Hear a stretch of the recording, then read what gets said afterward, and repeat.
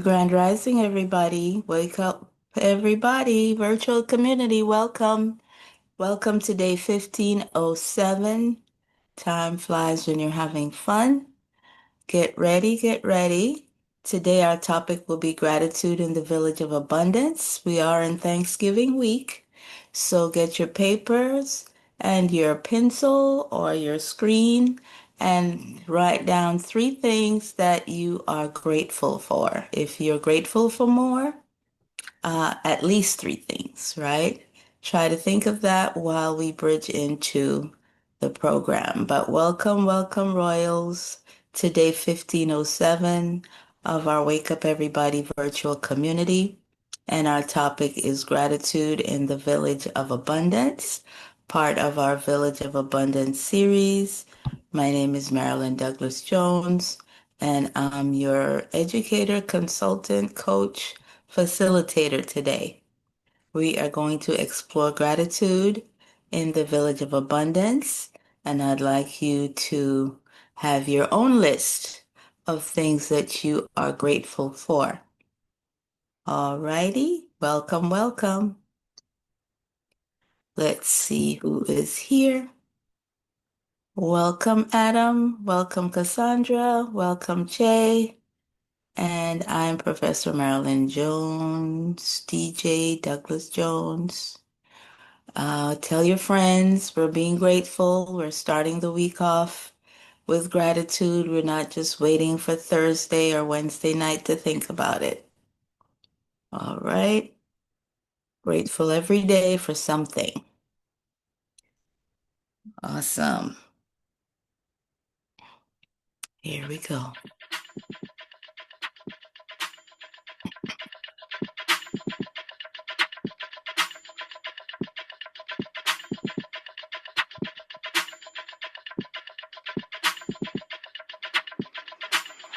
Wake up, everybody. It's time to get up. Wake up, everybody. It's time to get up. Stay woke, stay woke, stay woke. It's time to get up. Stay woke, stay woke, stay woke. It's time to get up.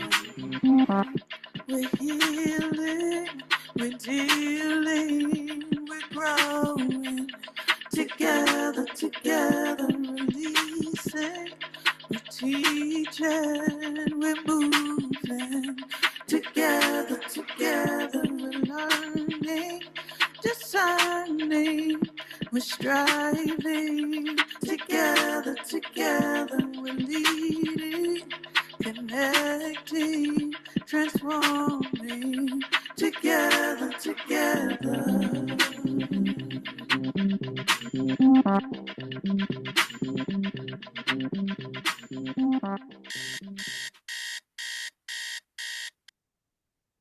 Awesome, awesome. Today, our topic is gratitude in the village of abundance. Can we start off with some things you're grateful for? I see Adam is grateful for a lot, and that's wonderful. Anyone else want to share what you're grateful for? Okay. Get the sleep out of your eyes and the frog out of your throat. Get you some water. We need to talk. Um, Good health, awesome, well-being, community. Uh, all right, so let's put these in some type of order. Let's start to the next slide. Artistic gifts, family, clothed in the right mind. Okay, so at the beginning of it all, we have life, right? We have our five senses. We are grateful that we can touch our loved ones, touch the earth. We can see the beauty of nature. We can see our favorite things, be it material or natural, as I would say, or human. Of course, humans are natural. We're grateful for the brain that functions enough for us to be able to smell and hear and taste because all those things go together. Hearing, taste, and smell, especially. That's what the ENT doctors are about, right? And sometimes the smell is so strong you can taste it. So we are glad for those things that ground us from birth or a reasonable portion of it. And then if something doesn't work, we're glad that we can compensate with something else, right? A lot of people, when they can't see, they have a heightened sense of hearing, right? Or when they can't hear, they read body language, they read your lips, right? And so, life and health, we are totally grateful for, especially at a time when there's so many diseases around us, correct? And we can move to the next slide.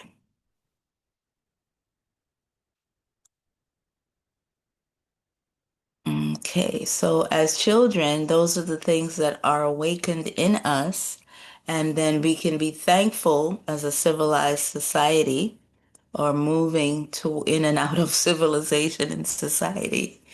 We have some foundation institutions that make sure there is a wellness associated with those senses, right? We can be thankful for family. That's we are the parents or the vessels of life in the first place. We might be thankful for religion, which is an organized version of spirituality. So the spirituality is still there. There are rules of life, right? We have education as an institution, the schools, that they should be working together to reinforce and develop the culture now, right?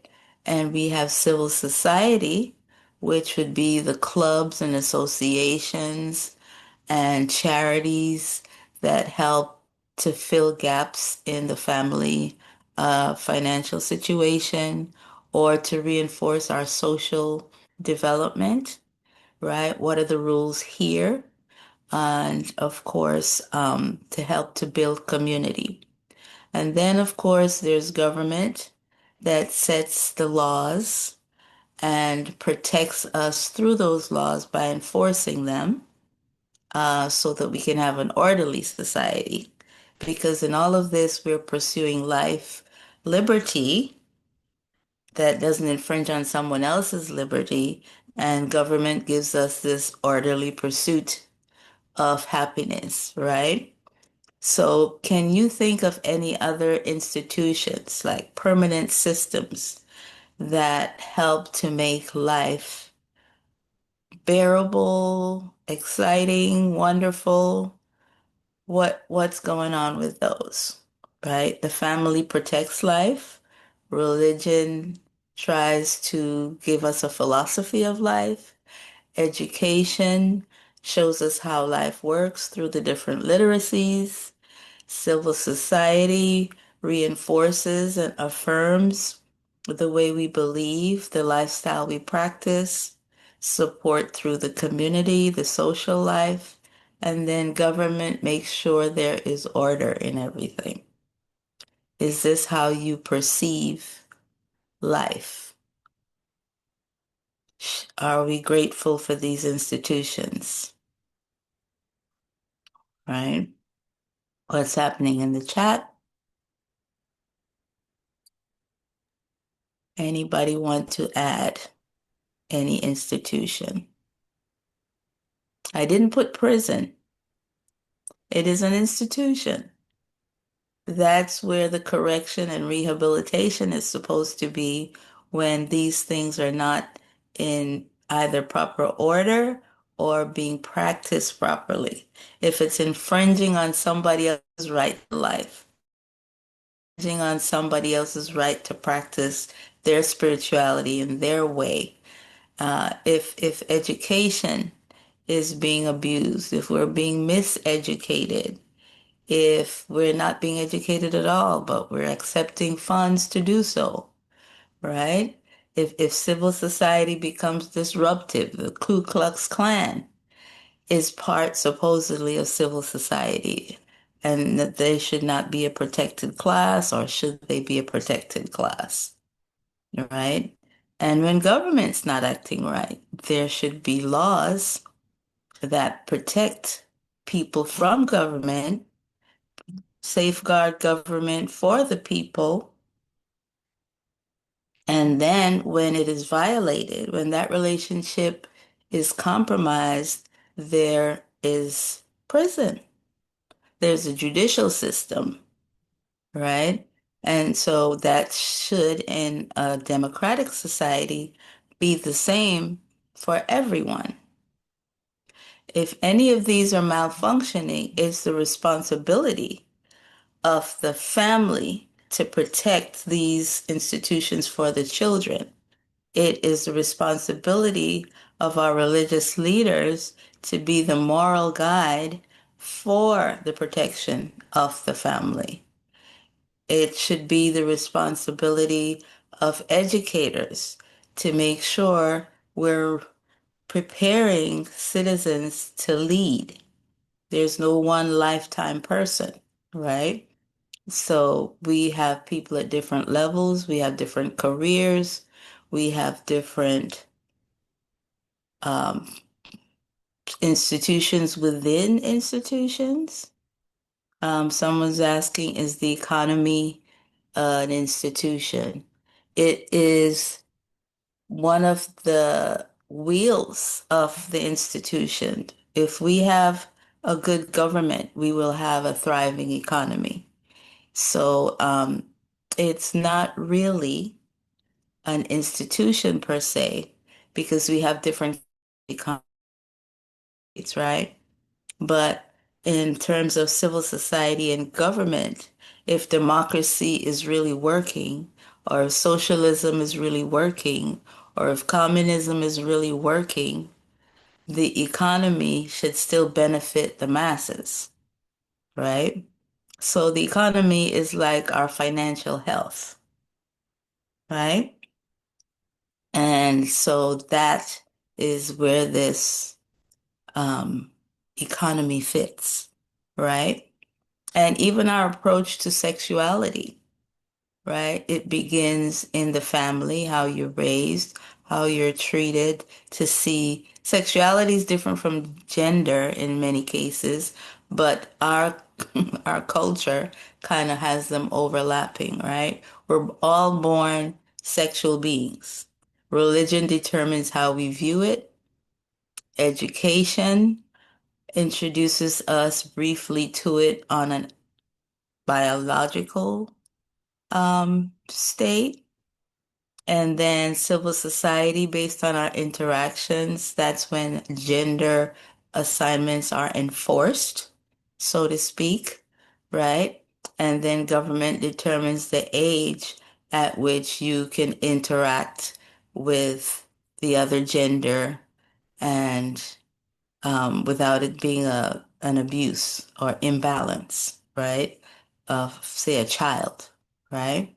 And so these institutions are very important because they are the framework in that matrix some people talk about.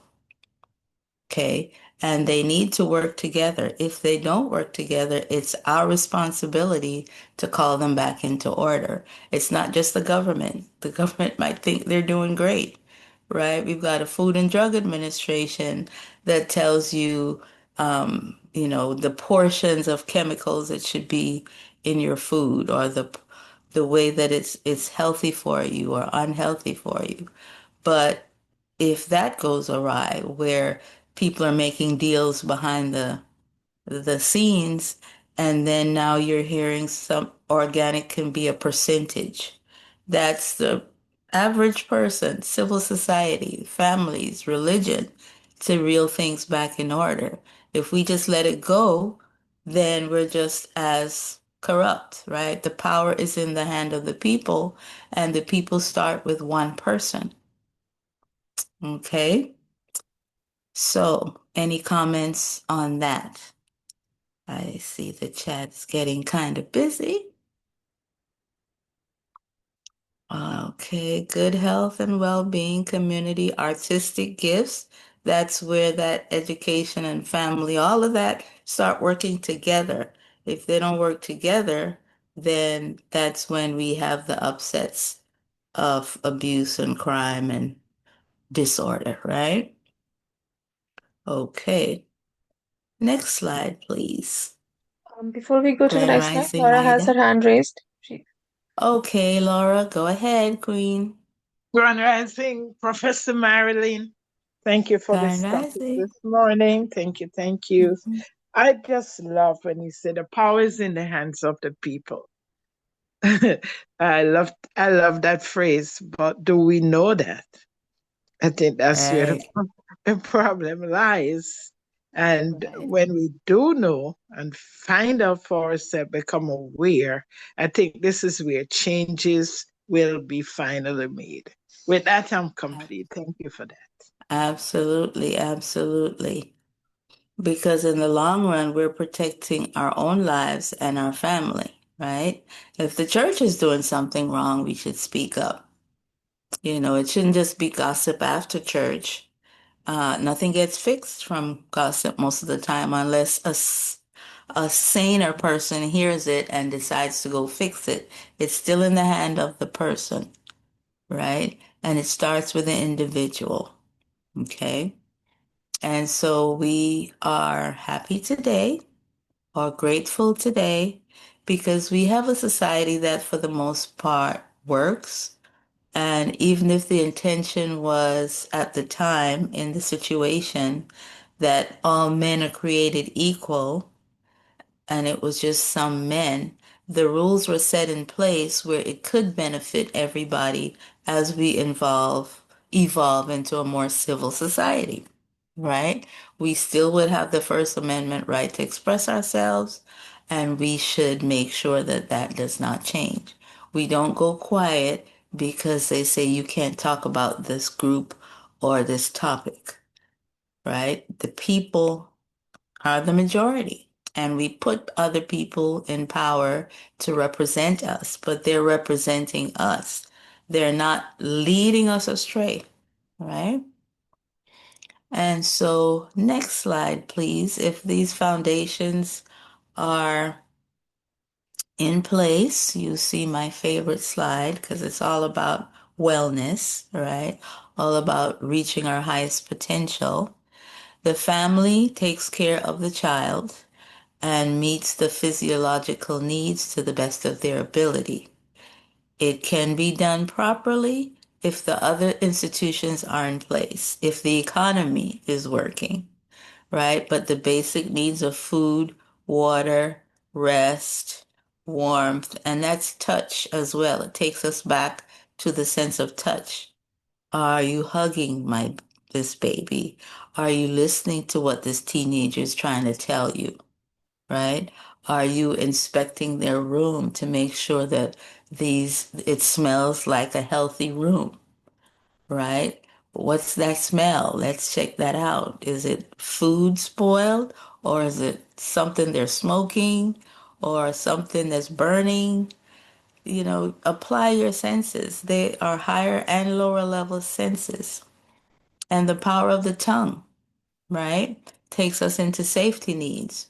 We talk about life and death and the power of the tongue. The tongue is way more powerful than we just take it for granted. But that helps us with taste. That helps us with speech, right? That helps us in removing things that shouldn't be in our mouths. It helps us to stimulate ourselves when the food tastes great or to reject it when it doesn't. So it's important that you teach the children these hierarchies, right? Um, when a child upsets you, I carried you in my system for 9 months, I fed you, and this is how you do me. Well, there's a positive side to that. Don't wait until there's conflict to manipulate, right? And the government is responsible for our public safety. And if it's a democracy, it's everybody's safety, right? It's not just a few. And your government, your law enforcement people, for example, should not be harassing you. And just because it's not happening to you personally, why don't we speak out? If religion says do the right thing at all times, then we should speak out because sometimes, even though an elite group might make things difficult, the police, the military, they're caught in the middle. They have to follow orders and they need support of the people to say, we will not do this way, right? Right now we have wars in different places. It's not even a war because it's not two equal parties fighting.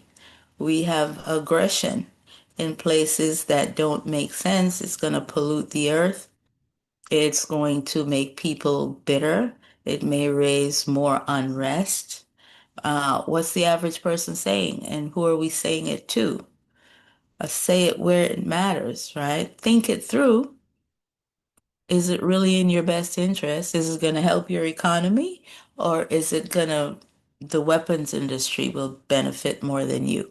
How is it affecting the price of your food, right? The things you need, okay? How is it affecting your health when war brings pollution, right? And look at the environment. We have hurricanes, we have tornadoes. All those are us impacting the weather, right? And if it's getting worse, it's because we are doing less to make it better. We are even active in making it worse. And so God's not going to fix it. God gave you a beautiful earth and said, be fruitful and multiply.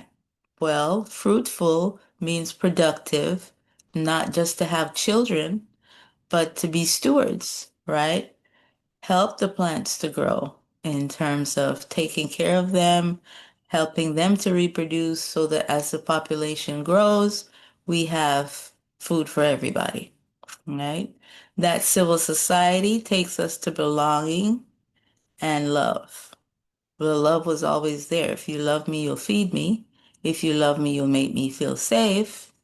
You'll protect our neighborhood, you'll protect our country, but you're protecting us from something. You're not going out there and pretending there's a threat and make it worse for that neighborhood, right?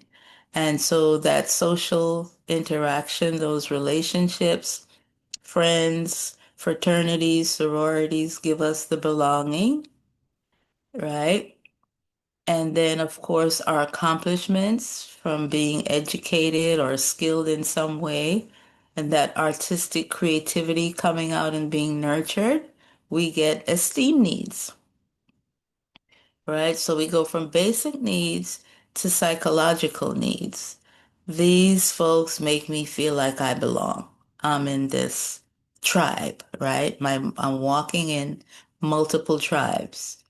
And then because I'm appreciated, I am seen, I am heard, I'm touched, I feel good about myself. I belong. I rise with the tide.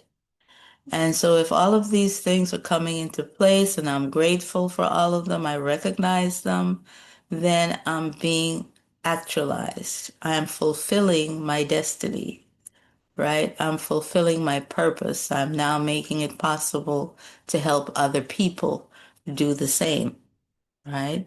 By going back down to civil society, going back into government, going back into religion, helping out at the church or the mosque or the temple, right? I'm building community beyond even the first community of family.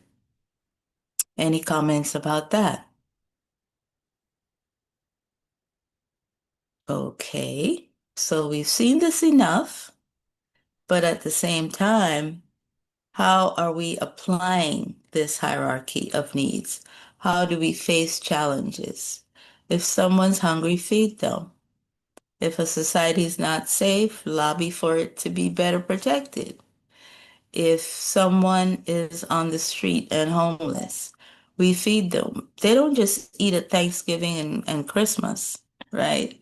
We have to look out for them through civil society and through laws that will help. We need that economy so people can work. We need the health care so that people can get treatment for any mental challenges or physical challenges, right? So if the government is supposed to be representing us and the government's not doing a good job, that's we are not doing a good job, right? So that homeless person, the next time you see them, what did I do or not do why that person is out there? It could be me. So why aren't we preparing so that it's not me, right? So think about it that way. And we feel good about ourselves on a constant basis. That black joy kicks in if we're doing our best at all times to make things work well together, right? And so we are ready to go at any time because we're good. And we're accomplishing things along the way that if I died tomorrow, I would have good things said about me. I would rest in peace because I know I did my best.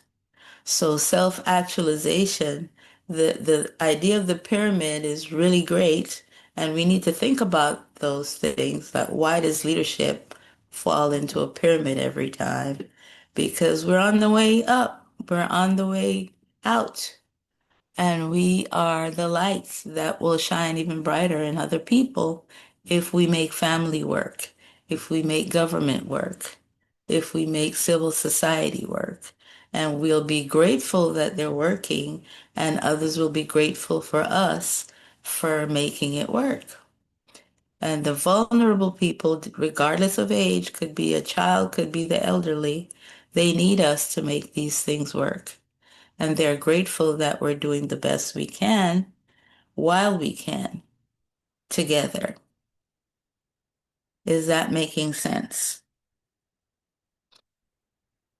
Good stewards of the family, good stewards of the environment, good stewards of government, right? Good stewards of each other, support for each other, fraternities, sororities. Those dues are going somewhere, right? Okay. We must do for ourselves and support each other, regardless of what the powers that be are. We are the powers that be. If things are going wrong, it's our fault, right? Now we have our representatives. You need to give them orders. Then they need to go in with our agenda, right? We're voting you in because we see this, and this needed in our community. If you're in there for 20 years and I don't see one accomplishment per year, what's wrong with me? What am I doing wrong? Why did I just let you go in there, sit down, talk a lot, and nothing gets accomplished? Why did this school district get shut down? Or why did this factory get shut down? If it was not an environmental problem, why did it close? And if it was an environmental problem, why didn't we fix it? So that it's not just there festering and making people sick still, right? Did the industry shift to something else? Well, could we have kept that same building and repurposed it for the new industry instead of abandoning that building and leaving it to crime and drugs and rats and all kind of things, right? So everything is our responsibility, and if it goes wrong, it's our fault. And if it's going well, we should be grateful, right? Okay, next slide, please. Ron. Laura said we're not being good stewards of Mother Earth. The more we take her natural resources without reciprocity is the more we destroy her. And she also said, I Absolutely. believe that our purpose here on earth is to help and support each other. Exactly. If you the religious books tell you to be fruitful and multiply. Fruitful, support each other, be of use, be sweet to others, right? And so if all those things are in place, they're in place, they guide our culture, good or bad.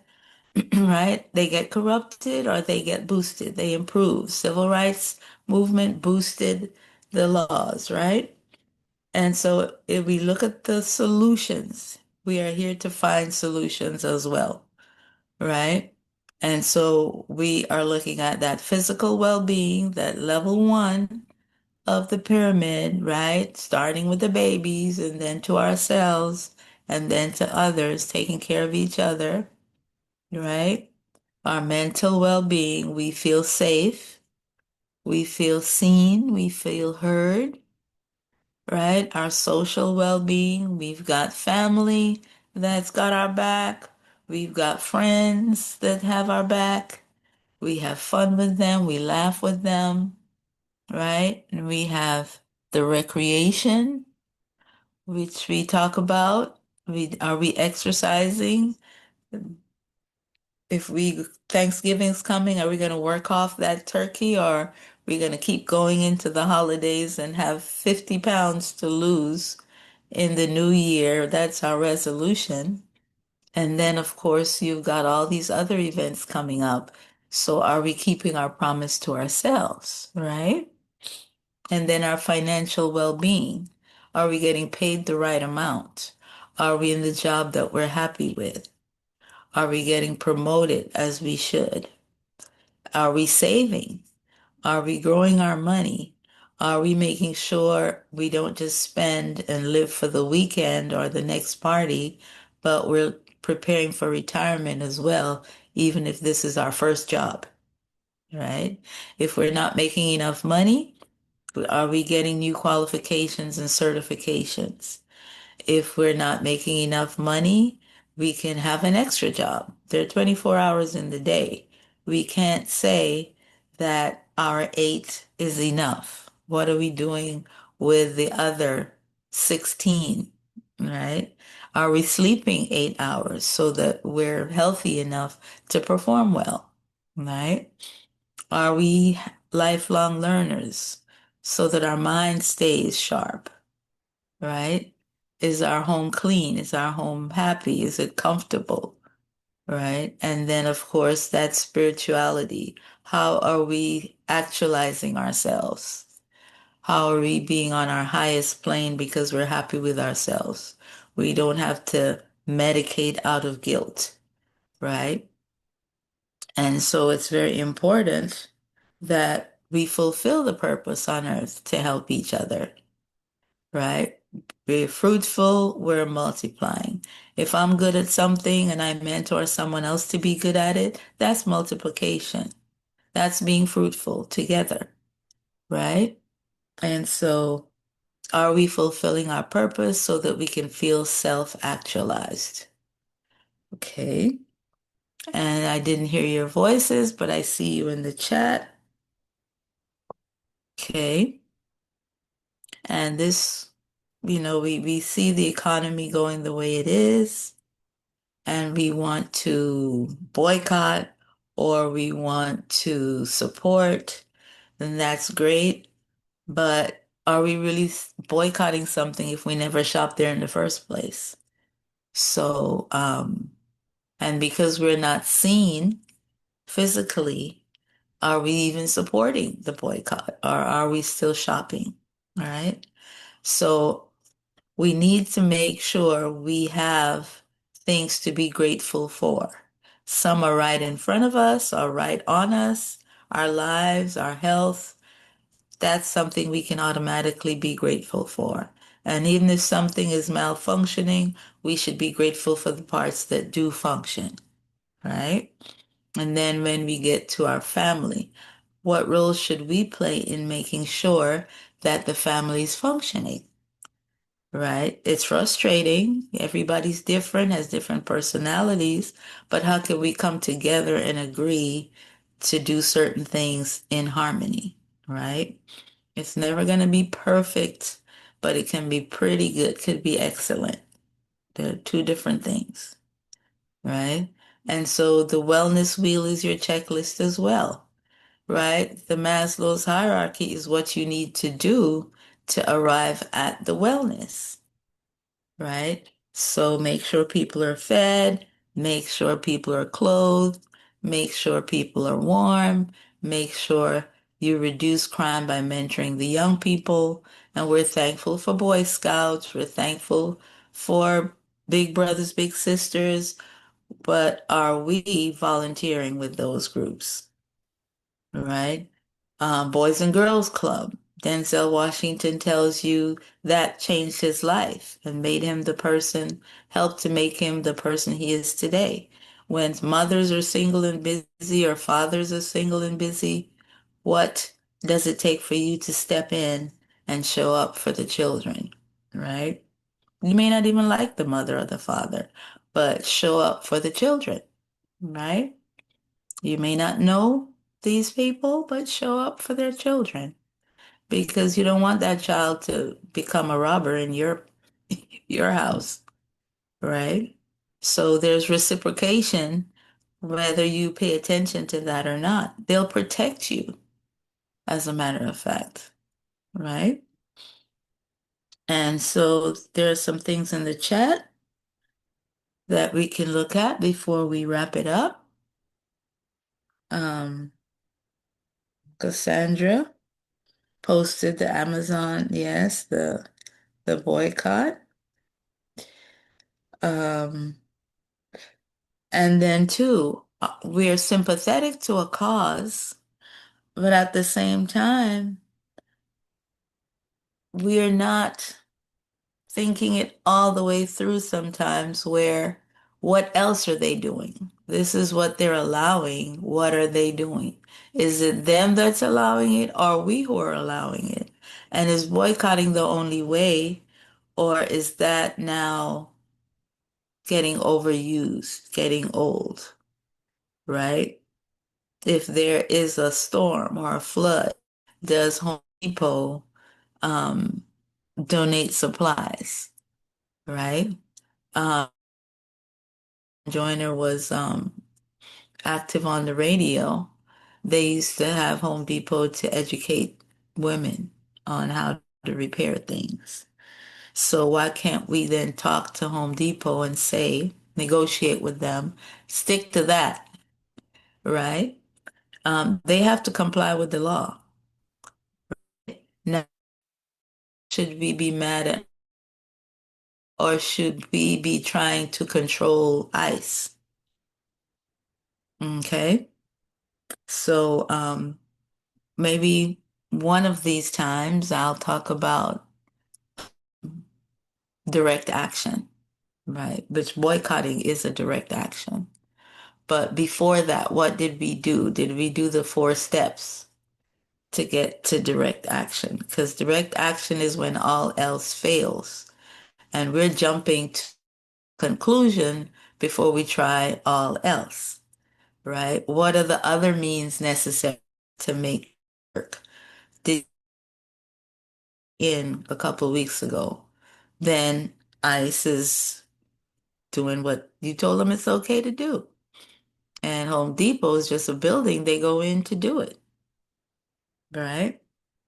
And so we are grateful for the solutions that are in place, be it business as a maybe not the economy, right? That's the result. Businesses are corporations are institutions.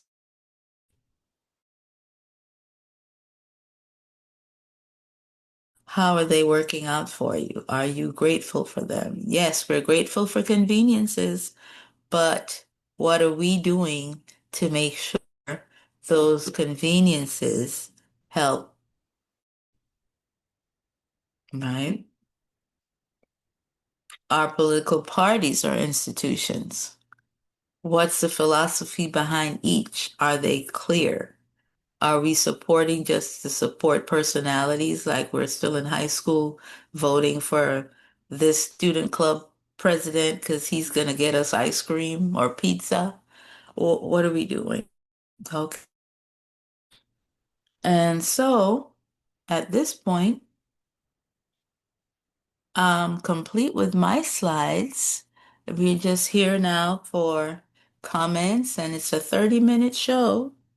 So if there's nothing else besides what you have in the chat, please. Right. Okay, so I thank you. Special offer, complimentary financial planning. Call, text and email me, right? Text me your email or email me your name and phone number, and we're good to go to plug you into the free workshop online.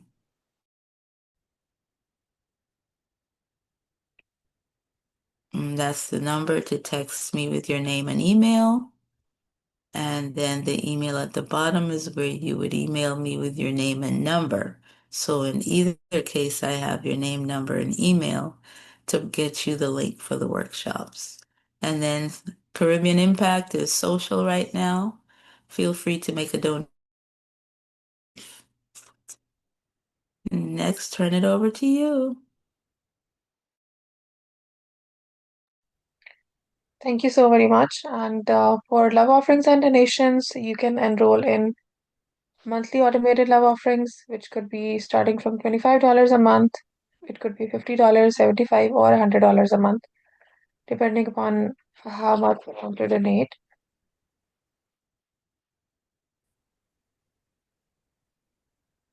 This is the information regarding the upcoming sessions. You can join us on Tuesday. Um, the session would be facilitated by Laura May, and the Wednesday session, The Power of Pets, would be facilitated by Lavanda Banks.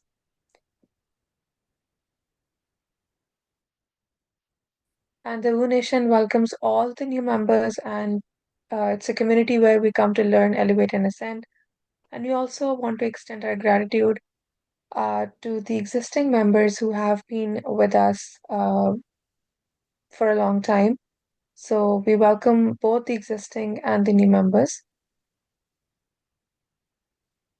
This is Wake Up Everybody's schedule, Zoom live workshops, Sundays, Tuesdays, and Thursdays, 7 a.m. to 8:30 a.m., and on Mondays and Wednesdays, 7 a.m. to 7:30 a.m.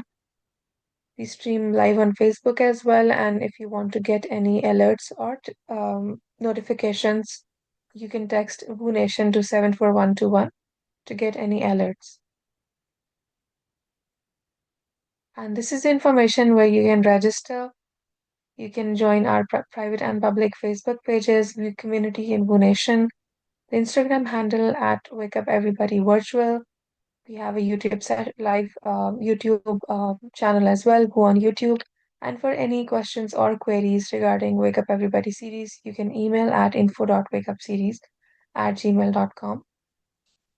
And now I would like to request everybody to go unmute and extend our love shower for Professor Marilyn Douglas Jones. Thank you so very much. Thank you, beloved. Thank you, thank you, thank you, Thank thank you, Thank you thank so you. much for you. bringing Thank up you. this Thank you, Sister topic Peace. Thank you. again. Grateful Thank you. because it's always a great reminder, and I want to be able to continue to contribute the best way that I can for my family and through society. So I love these topics.